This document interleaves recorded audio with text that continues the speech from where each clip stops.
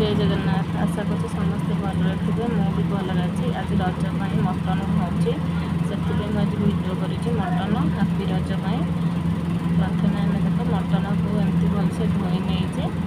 कौन किसी पिज काटी नहीं छोट छोट आलू भाजी नहीं तेजपत्र 2टा गरम मसला गुजराती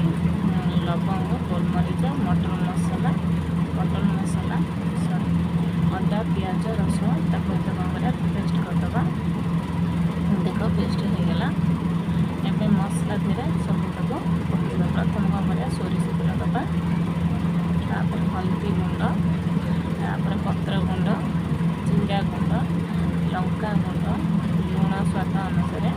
पकईकि कटा पियाज पकईकि भलसे हाथ में मिसेगा भलसे चकुड़ी चकुड़ी मिसेद एमती सब पकई धीरे धीरे चकुड़ी 5-10 मिनट करदेल एमती चकुड़ी मेल्ट होगा अध घंटा छाड़ ता भर आम कौन करना तेल गरम करवा चीनी टी देदेवा चीनी देख टे लाल हो आसले तेजपत्र आ गोटा मसला जो रखी सब आड कर पियाज जारिवा पियाज टे जली आसला एवं कौन कर मसला देदेवा बटा होगा मसला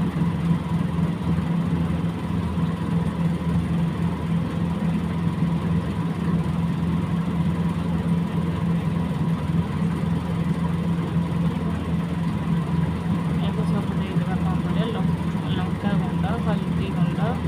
जीरा गुंड पत्र गुंड लुण स्वाद अनुसार सब पकईकि आप आम से पकईकि गोल देखिए पकड़ कहीं लुणिया हो जापे मसला गुरा पिता लगे से देखिए माछ को पकईमा देखो मैंट एवं कौन कर पकईदेवा मसला टी अल्प समय जारे ना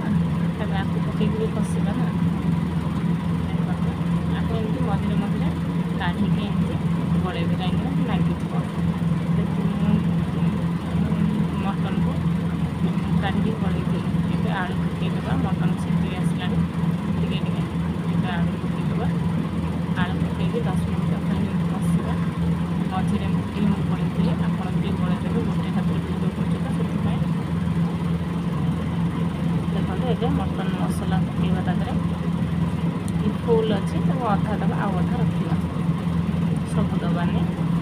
पकईकि भलसे गोले दी टे 5 मिनट कषा पुणी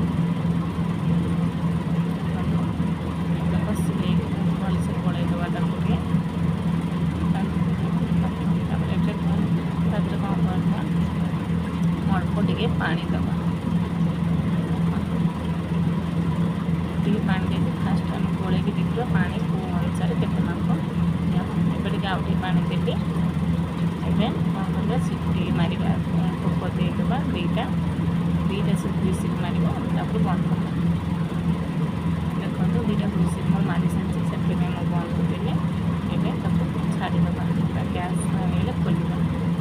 देखो ये खोलिली गैस होगा देखते केते सुंदर देखा मटन के लाल देखा तरकारी भी भल